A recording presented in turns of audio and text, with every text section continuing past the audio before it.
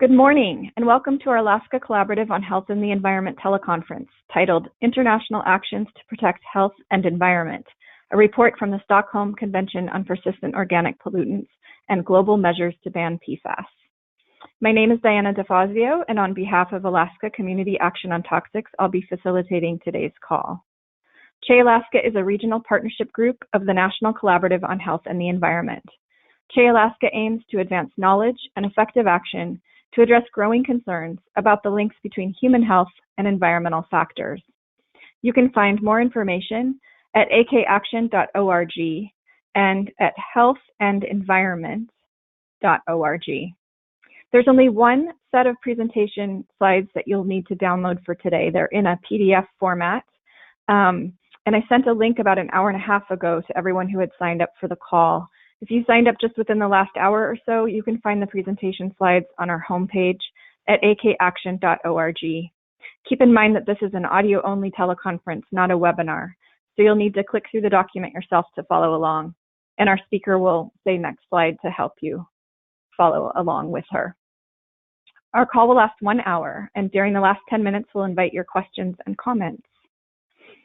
Today, our three speakers from Alaska Community Action on Toxics will be giving a first-hand account of recent UN decisions to ban PFOA worldwide and to tighten loopholes on exemptions for the use of PFAS.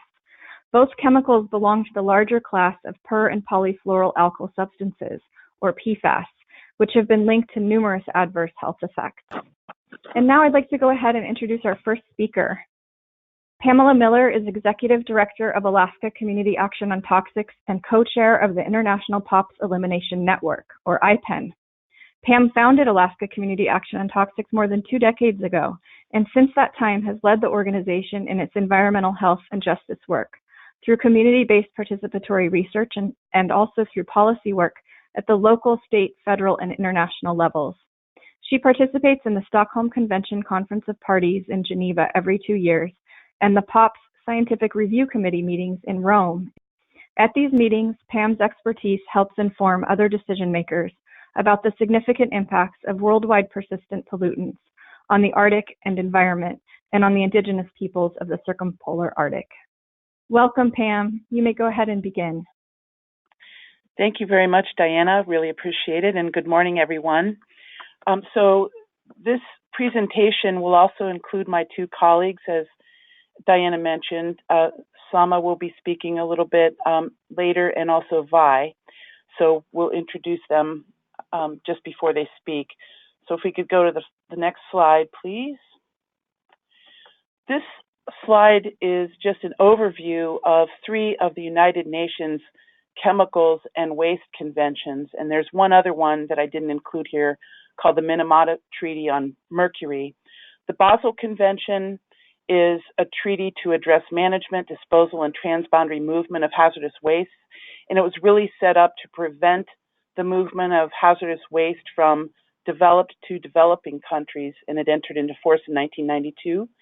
The Rotterdam Convention is also known as the Prior Informed Consent Convention, or the PIC Convention, and this is also a legally binding treaty that prevents the import and prevents the export of chemicals that are listed under the Rotterdam Convention. So it gives countries that are importing chemicals the right to know what chemicals are coming into their borders. The Stockholm Convention is, and we'll be talking mostly about the Stockholm Convention today, is a legally binding treaty on persistent organic pollutants. These are industrial chemicals and pesticides that meet criteria for persistence, bioaccumulation, long-range transport, and toxicity.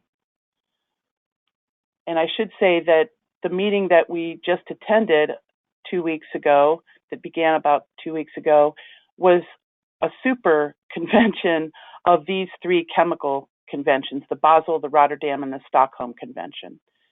Next slide, please. This slide shows a number of organizations that have joined together as part of the International Pollutants Elimination Network. This is a network of human rights and environmental health and justice organizations from 100 countries and more than 500 organizations that work together in their countries to address chemicals issues locally, and then come together at these chemical conventions to address the global issues of hazardous chemicals and wastes. So it's an amazing network of groups from all continents except for Antarctica that work together to achieve the best results that we possibly can through these chemical conventions. Next slide, please. This next slide shows several reports that were produced in advance of the Basel, Rotterdam, and Stockholm Convention meetings that were held this month. The IPEN Guide to New POPs, this includes detailed information about the listed chemicals. The Plastics and Health Report, this one was led by the Center for International Environmental Law, and IPEN was a part of the research and production of this report as well. There was a report also we call the Egg Report in the lower right-hand corner that shows that the export of electronic waste from Europe entering into Africa has resulted in high contamination in these disposal sites because of the burning of this electronic waste. And this report shows very high levels of chemicals such as dioxins and furans in chicken eggs. And then the other report that you see in the upper right-hand corner is one of the 12 situation reports that IPEN produced concerning PFAS contamination in 12 different countries in Asia. Next slide, please. And these are all available on the IPEN website at ipen.org. And I apologize, it looks like there was some kind of artifact on this slide here. This just shows the engagement of civil society at the Stockholm Convention. In the picture in the upper left-hand corner, it shows a demonstration that we organized to greet delegates as they came into the convention, to really remind them of the human face and the human consequences to human health and the environment about their decisions that they would be making at the upcoming Conference of the Parties. So the role of civil society in these conventions is very important. We have the capability to intervene, to speak with delegates, to really be the conscience of the convention in terms of letting them know, again, why they're there and that these decisions affect millions of people around the world. In the picture in the lower left, you see two firefighters and a woman in the middle from Women Engaged for a Common Future. And the woman in the middle is holding a photograph of a child from Hoosick Falls, New York. And that little boy has very high levels of PFAS in his blood. And we were really bringing these photographs as representatives of communities affected by PFAS around the world, and the particular effects and the vulnerability of children. Next slide, please. This slide indicates some of the language in the preamble of the convention, the language of the Stockholm Convention. And this is really important because this convention is based on the precautionary principle. It recognizes the vulnerability of women and children and future generations. And it also, and importantly for us, acknowledges that Arctic ecosystems and indigenous communities are particularly at risk. This convention really began with the awareness that women of the Arctic had much higher levels of many of these persistent organic pollutants in their breast milk than women at lower latitudes, and that indigenous peoples have some of the highest levels of these persistent chemicals in their bodies of any population on Earth. So this is really what brought the nations of the world together in 1997 to begin the negotiation of the Stockholm Convention.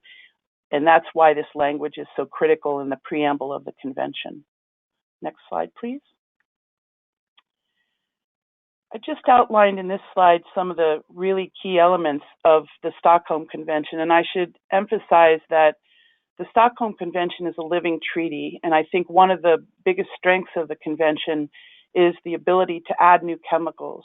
And chemicals that are added to the convention are first nominated by participating parties to the convention, and then it goes through a very rigorous three-stage evaluation process. And again, just emphasizing that this convention is based on the precautionary principle. There was an attempt by some countries to take out the language of the convention concerning the precautionary principle at this COP, but that was very soundly defeated, fortunately. Next slide, please. This is just a depiction of the deliberations of the expert committee of the Stockholm Convention that is known as the POPs Review Committee, or the Persistent Organic Pollutants Review Committee. And these are experts from many of the countries that are party to the convention from all parts of the world. And again, as members of civil society, you see some of us there in the lower right-hand corner participating in this annual meeting of the expert committee. And then there's also a lot of work that goes into the intersessional periods of time where we're reviewing and providing scientific information about these chemicals to the POPs Review Committee. And then we intervene in the process as observers at the meetings as well. Next slide, please.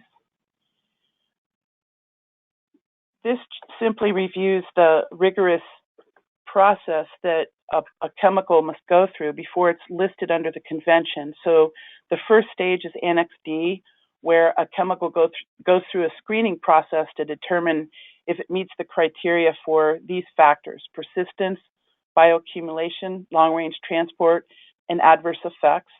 And then there's, at the next stage, the Annex E, or risk profile stage. It goes through an even more rigorous process. And this is where the precautionary principle comes in. The lack of full scientific certainty shall not prevent the proposal from proceeding. So if there is a threat to human health and the environment on a global basis, the scientists then make the determination in favor of the precautionary principle. And then finally, Annex F is the risk management evaluation phase, where the scientists of the POPs Review Committee have to consider socioeconomic factors. And then once this three-stage process has been made, then the committee will make a recommendation to the full Conference of the Parties, or the COP. Next slide, please. This slide simply shows really the reason why we here in Alaska and the Arctic are involved in this treaty. Again, because we know that Arctic indigenous communities are at higher risk to exposure to these contaminants, because these chemicals don't respect political boundaries. They're transported northward on wind and ocean currents, where they tend to concentrate in the bodies of fish, wildlife, and people who rely on fish and marine mammals for traditional foods. And we know now also that global warming is exacerbating the mobilization and transport of these chemicals both within and into the Arctic. Next slide, please. This shows some of the milestones of the Stockholm Convention. I won't go through this in detail, but the negotiations began in 1997, shortly after the evidence from the Arctic came to light, the scientists that had discovered the very high levels of PCBs and other persistent pollutants in the breast milk of Inuit women of the far north of Canada. And we're now at the Conference of the Parties that happened in April and May of 2019, where 2 additional chemicals were just listed to the convention, PFOA and dicafol, and I'll be talking more about those. And it should be noted also that 182 nations have now ratified and have become parties to the convention, and the U.S. is one of the few nations of the world that has not yet ratified and become an official party to the convention. Next slide, please. These are the chemicals that have recently been considered and deliberated on at this most recent Conference of the Parties in April and May of this year. PFAS, and I'll go into these a little bit more, was a chemical that was listed in 2009, but when it was listed, there were a whole lot of exemptions and so-called acceptable purposes that were allowed to continue. And I'm happy to say that at this recent Conference of the Parties, most of those loopholes were closed. PFOA was a chemical nominated by the European Union in 2015, and it went through the review process that I just described, and this was the chemical that was up for a decision at this convention most recently. And then there's another PFAS chemical, PFHXS, which was nominated by Norway in 2017, and it advanced to the final stage of review, and it's very likely that the POPs Review Committee will also recommend its listing. Next slide, please. So what are PFAS chemicals? And this is just a brief description. It's a class of chemicals. We now know that there are more than 4,700 of these chemicals in this very complex group of chemicals. And these are per- and polyfluoroalkyl substances or highly fluorinated chemicals. They've been used in many, many different products. They're very versatile. They're very slippery. They're also extremely persistent. They're known as the forever chemicals because they virtually never break down in the environment. And this is the chemical structure for PFOA that you see here. Next slide, please. This just gives a little bit further definition. The per-fluorinated chemicals are fully fluorinated. They have a fluorine molecule on every part of the carbon chain, and poly means partly fluorinated chemicals, and there's an example there. So both PFAS and PFOA are perfluorinated substances. Next slide, please. So I mentioned these are chemicals that are widely used in many different industrial applications and in household products. So industrial firefighting foams is a major use of these chemicals, and we'll be talking about that because it's also one of the most important dispersive uses of PFAS chemicals. But they're also used in textiles and carpets and electronics applications, in nonstick cookware, paints, and all these other applications that are listed here, metal plating. Next slide, please. And PFAS chemicals have been in the news quite a lot lately, and you may have read about them. Major papers such as the Washington Post and New York Times have covered it, and these chemicals have also received widespread coverage in Alaska because unfortunately we have contamination from PFAS chemicals in drinking water caused by contamination from fluorinated firefighting foams. So the AFFF, aqueous film forming foam, is one of the largest sources of water pollution, drinking water pollution in the country. Estimated now that over 110 million people have contaminated drinking water as a result of PFAS firefighting foam leaching into drinking water and contaminating the drinking water supplies of communities around this country, including Alaska. Production facilities and waste disposal sites and wastewater, as well as other industries such as textiles and metal plating, also are sources of contamination. Next slide, please. Prior to the last meeting of the expert committee called the POPs Review Committee, I was involved in working with IPEN to produce this report of an independent panel of experts from around the world who came together really to show that it was not necessary to use fluorinated chemicals in firefighting foam, that there were safe alternatives that are non-fluorinated, so non-persistent and virtually non-toxic in the environment. And so we produced this report called Fluorine-Free Firefighting Foams as Viable Alternatives to Fluorinated AFFF Firefighting Foams. And I think one of the important takeaways of this report really is that it's not necessary to rely on fluorinated firefighting foams because there are safe alternatives. And the move by the military really is to move from the so-called C8 foams that had PFOA and PFAS in them to short-chained fluorinated substances. And that's really not necessary, nor is it desirable because of the very similar kinds of toxicological effects, and many of these short-chain fluorinated substances are also quite persistent. Next slide, please. So this report can also be found on the IPEN website. And this is a new report that we produced for the most recent meeting of the Basel, Rotterdam, and Stockholm Conventions. This is called the Global PFAS Problem, Fluorine-Free Alternatives as Solutions. And it looks at firefighting foams, but it also looks at non-fluorinated alternatives for many other applications as well. And again, makes the recommendation, importantly, I think here for the Stockholm Convention, that short-chain fluorinated substances should not be considered as viable alternatives due to their persistence, mobility, and harm to human health and the environment. This, I think, points to the need to address this entire class of chemicals and not just looking at them singly, because many of them, as I mentioned, do share similar toxicological profiles. Next slide, please.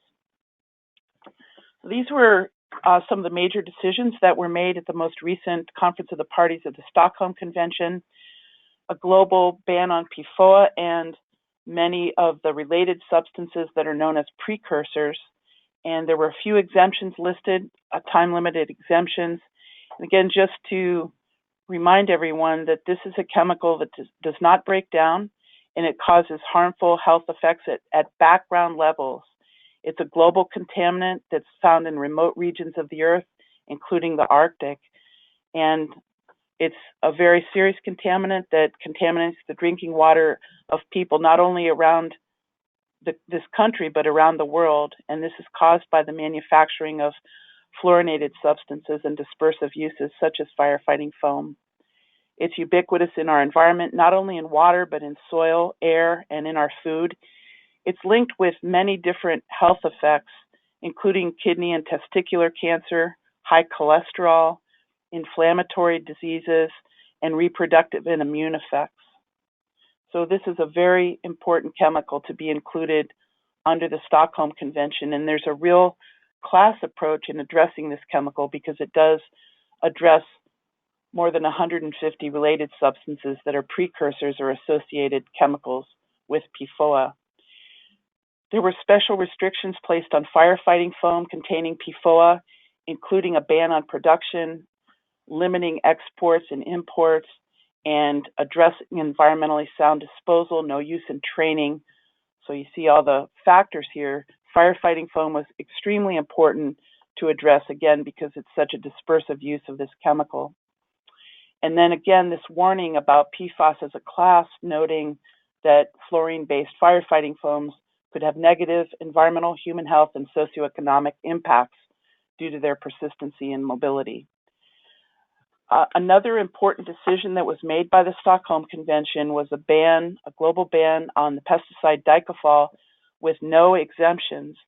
And just briefly, dicafol is a pesticide that has been used for killing mites and other insects. It's very closely related to DDT and has been used on a wide variety of fruits and vegetables, cotton, tea, and in orchid production. So this was listed under the convention with no exemptions. And then another important decision was that the listing of PFAS was made in 2009, and at this Conference of the Parties, the nations came together to close most of those loopholes. The one exception was the pesticide sulfuramide, which is used primarily in Brazil, and it was left as the only time unlimited use now under the treaty. So concurrently with the Stockholm Convention and consecutively, there was also a meeting of the Conference of the Parties of the Rotterdam Convention. And this next slide shows some of the major decisions that were made under the Rotterdam Convention. The industrial flame retardant HBCD and the pesticide 4-8 were both listed under the Rotterdam Convention. That makes them subject to the treaty's prior informed consent procedure. And this list of chemicals here, unfortunately, were all blocked, in most cases by a small handful of countries, including crystal-style asbestos, which has been a huge problem, especially for workers, but communities around the world. And unfortunately, the Rotterdam Convention Conference of the Parties could not make a decision, even though these chemicals, including acetochlor, asbestos, fenthion, paraquat, and carbosulfan, all met the criteria of the Rotterdam Convention. And the last bullet point there, it was very important, and this was a real historic achievement of the convention. With the first vote in the history of the treaty, the nations of the Rotterdam Convention established a compliance mechanism, and this was added at this most recent Conference of the Parties, which is very important to really make enforcement and the legally binding mechanisms of the treaty come into force. This next slide shows some of the significant decisions of the Basel Convention, and I'll just mention really in more detail about one of them, and that is the first one, which is that 187 nations that are party to the Basel Convention took a major step forward toward curbing plastic waste by adding plastics to the Basel Convention. And this aims to reduce the international trade and export of hazardous waste, now including plastics, from developed to developing countries. This now, as an amendment to the convention, requires exporters of plastic waste to obtain consent before shipping plastic waste to another country. This is an incredibly important tool for countries of the global south in particular, and the U.S. is not a party to the convention. However, they had a strong presence there with the Department of State and the EPA, and they were really among a few vocal outliers expressing opposition to this amendment. And it should be noted that the U.S. is the largest exporter of plastic waste, and their position was remarkably similar to that of the petrochemical and the plastics industry, the American Chemistry Council, as well as plastic waste brokers. So it was very apparent. And so with the U.S. being the largest exporter, they had a vested interest in stopping this amendment. However, they were not successful, fortunately. And this is very important because I think everybody has seen the huge amounts of plastic waste in the marine environment, about 100 million tons in the marine environment. Plastics are ultimately based on petrochemicals. 99% of plastics come from fossil fuels. Global plastics production is expected to increase by 500% by 2050. So this is a huge, important global issue because we know that plastics at sea may never degrade. They pose not only a physical threat to marine life, but they are also shredded into tiny particles called microplastics that are also then ingested by marine animals. And these plastics, in addition to being a physical threat to marine organisms and ultimately to humans, contain highly toxic additives that are endocrine disrupting, such as phthalates and bisphenols. And these plastics also, when they're at sea, absorb persistent organic pollutants such as PCBs and PBDEs, the flame retardant chemicals. And these endocrine disrupting chemicals then, once they're ingested by living organisms, including people, affect reproduction, learning, and behavior, and can cause cancers. So this was an incredibly important decision of the Basel Convention. We'll go to the next slide, please. And since Vi will be talking next, I just wanted to mention that some of the evidence from our community-based research on St. Lawrence Island, Seguinot, was important for the delegates of the Stockholm Convention to consider. And Vi made interventions to talk about the effects of these chemicals in her community on St. Lawrence Island, where we found high levels not only of flame retardant chemicals, but also certain PFAS chemicals in fish and also in people. And the next slide shows that we found PFOA in 92% of the people that we tested on St. Lawrence Island, and PFAS and PFNA, two other substances in that group of chemicals known as PFAS, were found in very high percentages in the people, in blood serum of people of St. Lawrence Island. So I'm going to turn it over to Vi next. Thank you very much. Thank you, Pam. And first, I would like to introduce Vi before she reads from her intervention. Waghiyi is a Yupik grandmother who was born in Savunga on Savukak, also known as St. Lawrence Island. Vi has worked with Alaska Community Action on Toxics since 2002 and has served as ACAT's Environmental Health and Justice Program Director for the past 10 years. She has received recognition and awards for her leadership and unwavering commitment to environmental justice.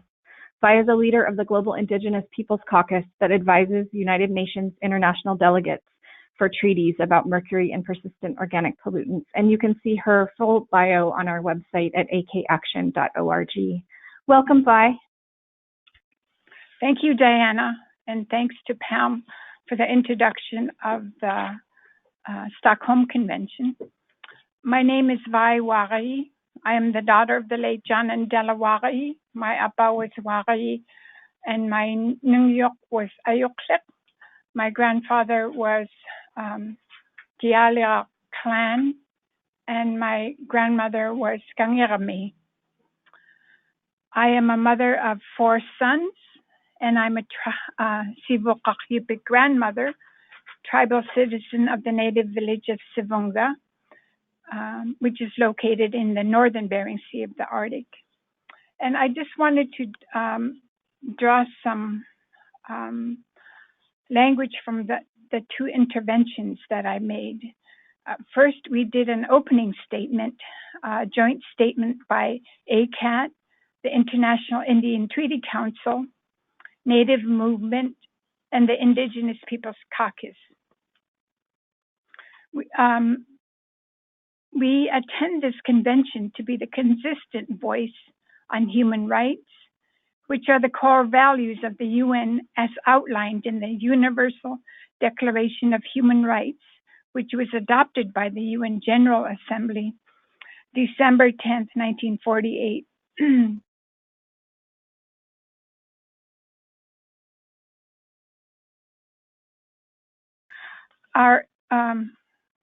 Our indigenous relatives from the Arctic were living in a non-relenting typhoon of toxic chemicals that are drawn to the north. Our Arctic indigenous people rely on the migration of animals, marine mammals, fish, and birds for our traditional sustenance. And studies have shown that these same animals, birds, and other food sources, our human blood serum and breast milk, are showing extremely high levels of persistent organic pollutant contaminants, as Pam mentioned, including PFOA and PFAS. Pam mentioned that the Stockholm Convention language acknowledges the special vulnerabilities of Arctic ecosystems, and indigenous communities are particularly at risk, and that the language is aware of our health concerns, in particular impacts upon women and children, and through them upon future generations.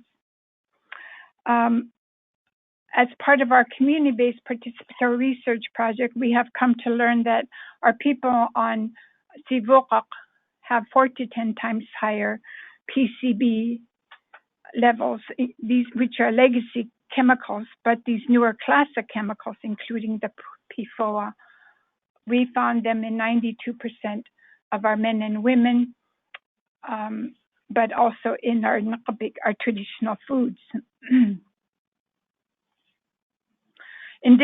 Back to the intervention, indigenous communities have been enduring the fact our territories, in particular the Arctic, the Pacific, and the Caribbean, our islands, have become the dumping ground for many toxics, impacting our reproductive health, children, and future generations. We emphasize that in indigenous cultures globally, water, land, Mother Nature are not perceived as commodities. We are interconnected both physically and spiritually. We look forward to seeing delegates uphold their commitments to human health and the environment by adding new chemicals to the Stockholm Convention, including the mandate that parties must decide on listing using the precautionary principle. In this regard, we urge the delegates to include dicofol in Annex A with no specific exemptions, as recommended by the Persistent Organic Pollutant Review Committee, and list PFOA in Annex A without exceptions. Your decision is critical to protect the health, well-being of all people, including Indigenous peoples. And the other intervention that we gave is on the effectiveness evaluation process of the Stockholm Convention. So this is the intervention which I gave. And once again, it was on behalf of ACAT, IITC Native Movement, and the Indigenous Peoples Caucus. And it goes, the Stockholm Convention must ensure that the effective evaluation process is in place and that the parties abide. Contamination in the Arctic continues as if we have become a hemispheric sink for POPs, and the effects are heightened by climate warming, which are devastating in my region. Now more than ever, we are seeing the presence of POPs in our environment, our traditional foods, and our bodies. Our community research shows that we have many of the legacy chemicals and other new POPs in our bodies that are being considered for global elimination of this COP 2019. Our data show that the effectiveness evaluation of the Stockholm Convention is not working as intended. We recognize that there is a need and made a commitment to monitor the toxic chemicals that are arriving to our waters and lands. A global monitoring program should be implemented so the burden of proof is not put on us, the most vulnerable peoples. The global monitoring should include the traditional foods of Indigenous people in the Arctic and throughout the world. This will ensure that our children and future generations have a clean planet and healthy life. And we also made a request at the end of my intervention, before I closed it, to request that the president, we wanted to acknowledge the presence of the Inuit statue of the mother and child that was before the delegates. And we requested a moment of silence to honor the work and legacy of Miss Jackie Warlido of the Seminole Nation. She passed away earlier this year. Miss Warlido made a significant contribution from the first and subsequent negotiation sessions of the Stockholm Convention as a representative of the IITC. And for the health of all Indigenous peoples, we requested a moment of silence. And in closing, I would just like to add that as civil society, we must make sure actions are in place to ensure that to protect the health of all the people on the planet. These chemicals have no boundaries. We are being exposed without our consent in our homes, workplaces, and environments. Multinational corporations who produce over 100,000 chemicals are driven by greed and profits and do not take our public health into account, especially Arctic Indigenous people. This is a burden we did not create. Thank you. Thank you, Vi. Before we get on to our discussion time, we do have one final speaker who attended the Conference of Parties meeting in Geneva. So finally, I'd like to welcome Samarys Seguinot-Medina. Sama is the Environmental Health Program Director for Alaska Community Action on Toxics and has worked for the organization for 10 years.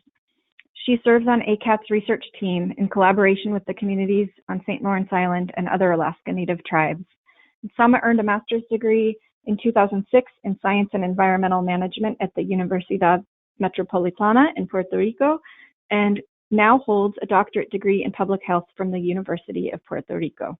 Welcome, Sama. Thank you, Diana, and good morning, buenos dias, everyone. This was my first experience, my first opportunity going to the Stockholm Convention and participating in the important international work that Alaska Community Action on Toxics does.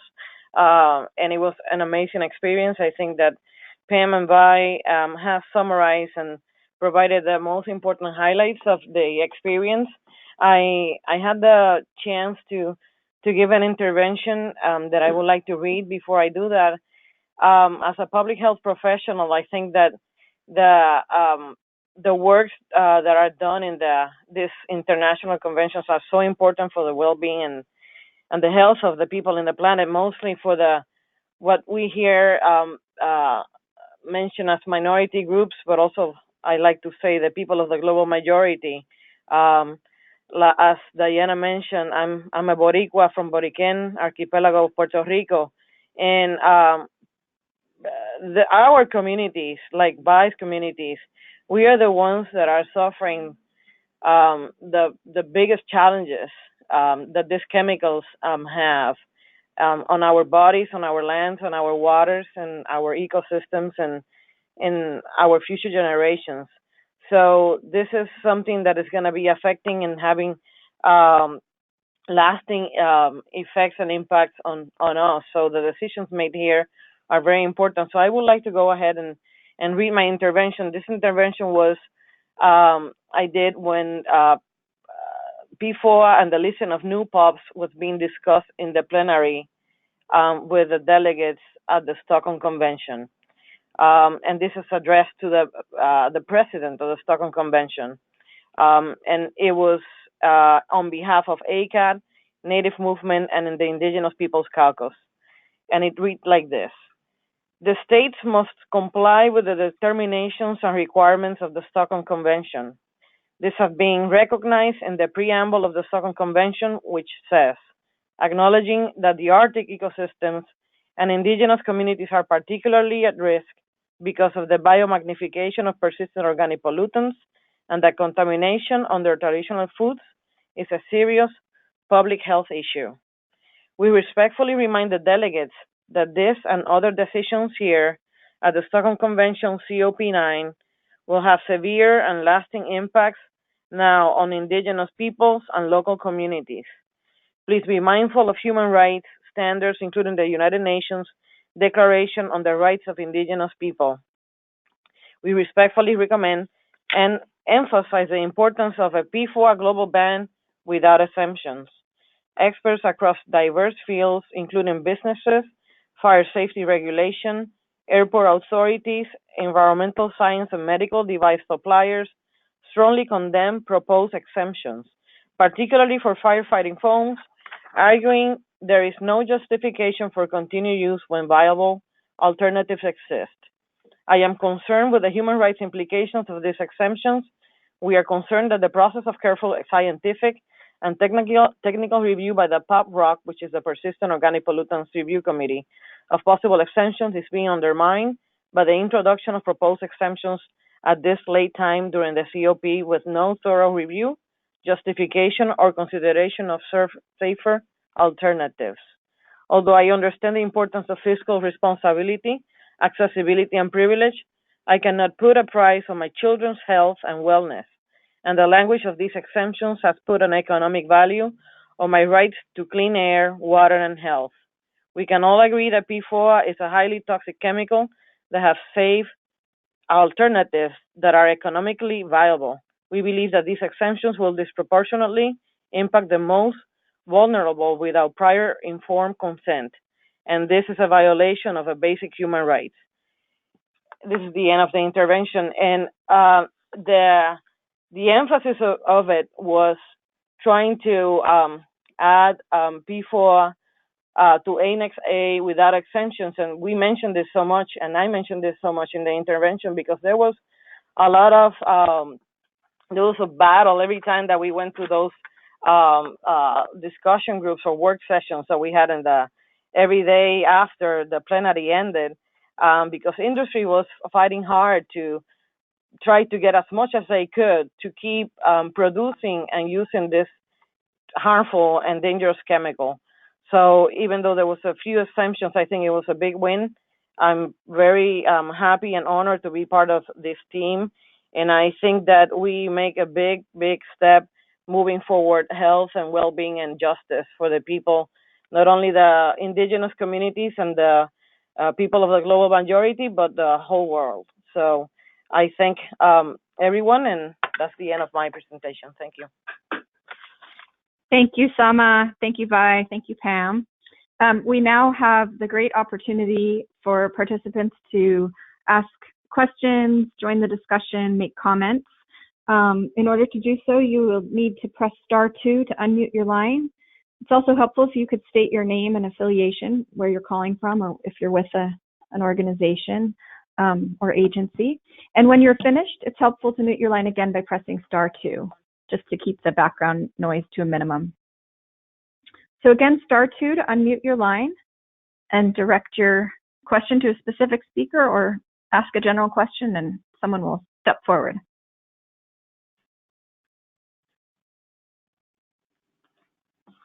Hello.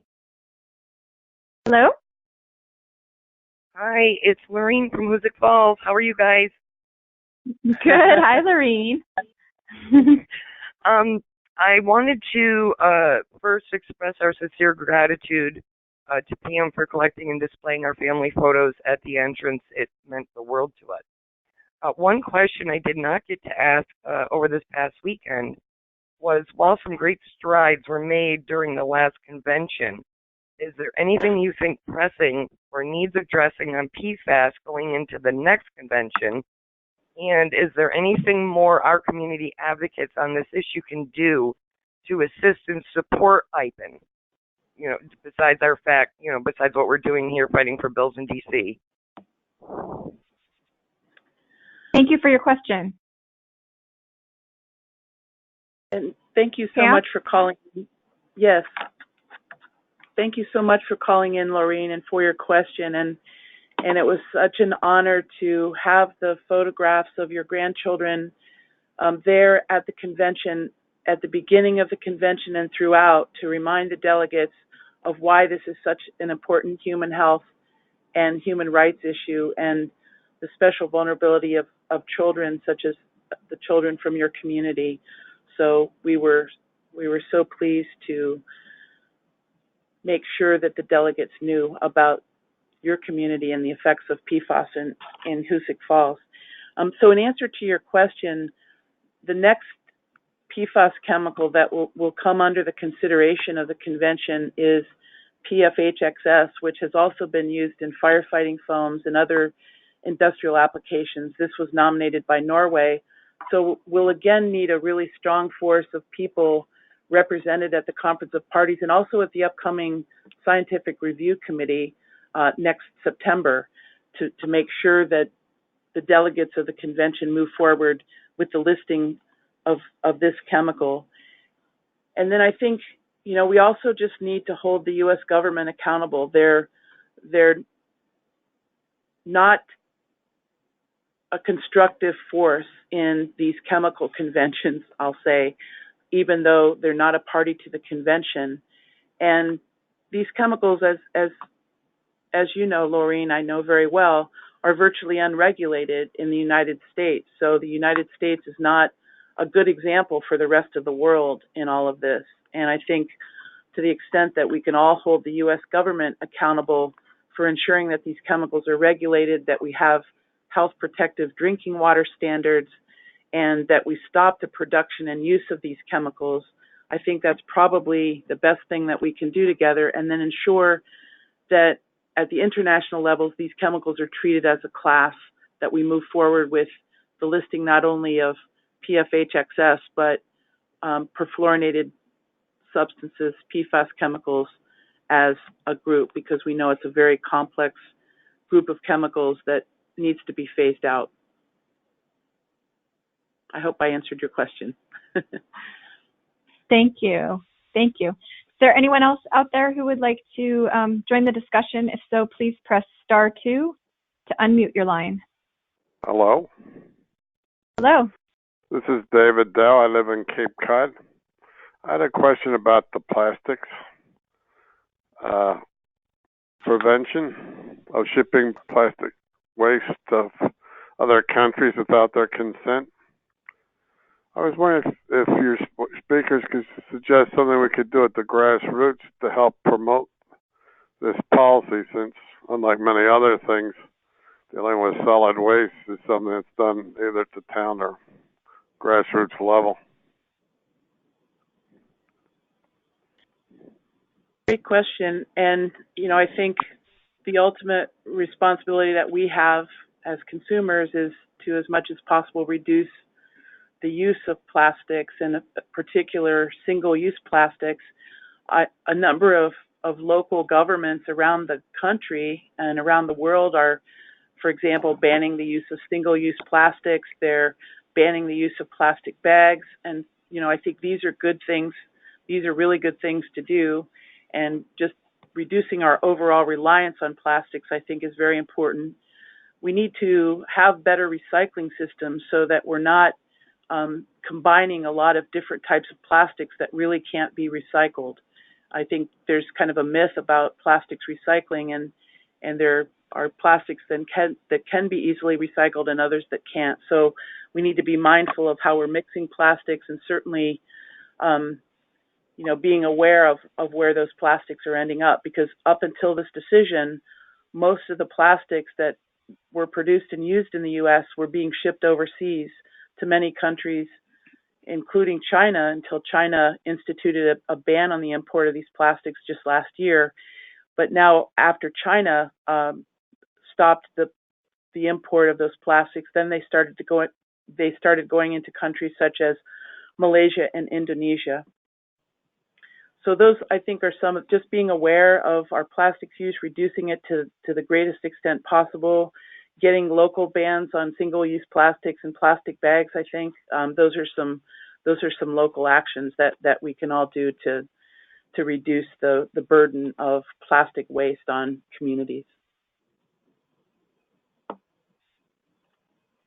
Thank you. We have time for someone else, if there's anyone else who would like to participate in the discussion. *2 to unmute your line, or to mute it if you've already asked a question. Hi, this is Patty. I had a little nitpicky question. It's just niggling at me. You said there were 8 time-limited exemptions, and then one, I think the 5 years, and then one that would go all the way to 2036 for PFOA. And I am so curious about what that one exemption is that goes all the way to 2036. Yeah, thank you, Patty. It was kind of an obscure one. This exemption was really forced by a single industry, Daikin industry, that produces a PFOA-related substance called PFOI in the production of pharmaceutical products. And so this exemption, the single exemption, was allowed to continue until 2036, which is really really a shame. We recommended no exemptions, and this one, unlike the other 5-year time-limited exemptions, is allowed to persist for many more years. Is there any precedent? Is there any precedent for that sort of 20-year exemption kind of thing?